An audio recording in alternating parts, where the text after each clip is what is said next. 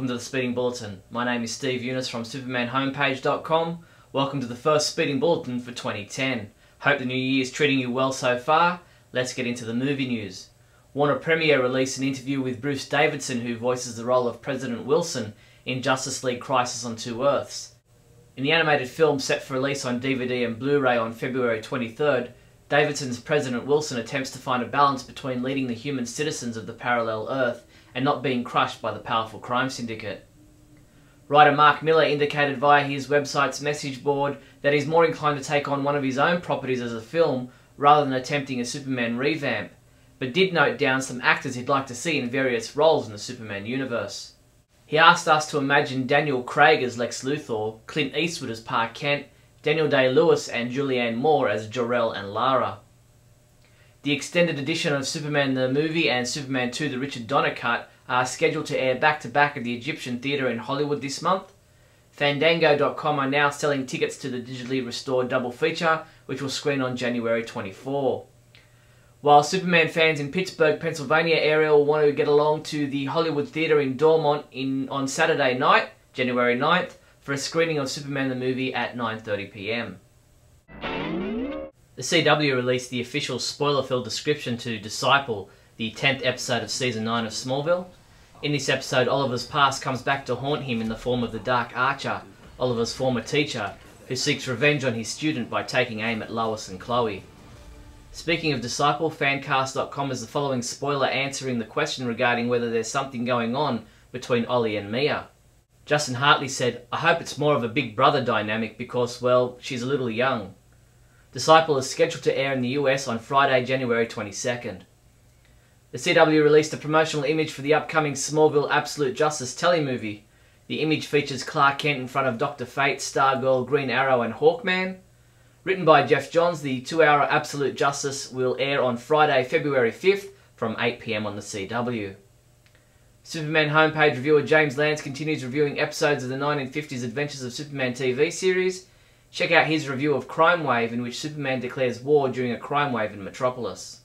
The 34th episode of the From Crisis to Crisis podcast is now online. This week Mike and Jeff kick off 2010 by returning to their regular format and examining Superman number 25 and Adventures of Superman number 448. Superman comic books we reviewed this week included Superman 695, which was reviewed by Neal Bailey, who gave it a 2 out of 5 rating, saying, "It was filled with things that drive me crazy." While James Lance reviewed World's Finest number 3, saying, "So far this one is my favourite issue in the series," and he gave it a 5 out of 5. Superman comic shipping this week from January 6 include Superman World of New Krypton number 11, which is available in an alternate cover as well. Mad About Superheroes Volume 2 trade paperback. In other news, Noelle Neal, the original Lois Lane, will be making her first 2010 public appearance at the Hollywood Celebrity Show on March 13th and 14th at the Rosemont Hotel at O'Hare in Chicago, Illinois. The Superman homepage Super Trivia Quiz was updated for another month. The 3 questions we're asking you are: which DC Universe character returns for the Smallville Season 9 episode titled Warrior? According to Lex Luthor in Superman Returns, what language might the instructions be written in for the rocket his men steal? And which author wrote the 2007 novel Last Days of Krypton? If you think you can answer all 3 questions, come by the website now and submit your entry. And that's all the Superman news there was for the first week of 2010. I'm Steve Younis from supermanhomepage.com.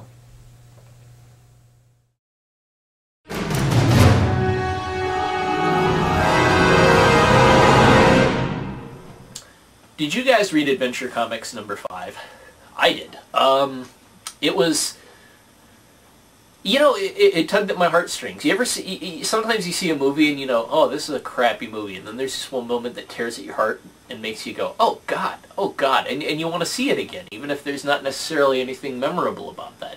I kind of had that feeling with Adventure Comics 5. It's one of those things that I think in retrospect is going to be a kind of like a guilty pleasure, something that may not stand up to the test of time because it's got a lot of in-jokes and it breaks the fourth wall, but it also ends on just a note that is just so tragically sad. You got Superboy, who's just, you know, like, supposed to represent me, the terminally unaccepting fanboy who will not be happy with anything that he finds.